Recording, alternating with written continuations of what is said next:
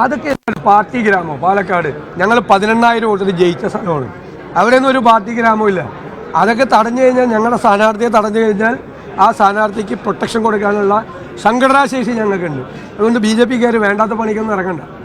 ഞങ്ങൾ പ്രൊട്ടക്ട് ചെയ്യും ഞങ്ങളുടെ ക്യാൻഡിഡേറ്റിനെ.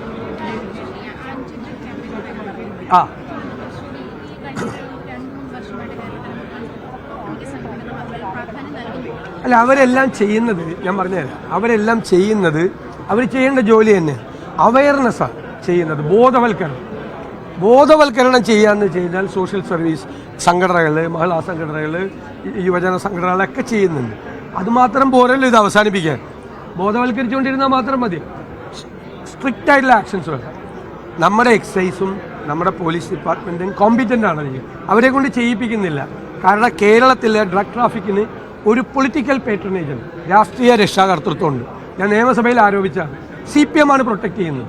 മയക്കുമരുന്ന് മാഫിയയെ പ്രൊട്ടക്ട് ചെയ്യുന്നത് കേരളത്തിലെ CPM ആണ്. അതുകൊണ്ടാണ് ബ്രേക്ക് ദ ഡ്രഗ് ചെയിൻ എന്ന് പറയുന്നത്. ആ ഡ്രഗ് ചെയിൻ്റെ ശൃംഖല ഉണ്ടല്ലോ, ഇതിൻ്റെ ഉത്ഭവം തൊട്ട് അവസാനം വരെയുള്ള സംഭവം ഉണ്ടല്ലോ, അത് ഞങ്ങൾ പൊളിക്കും.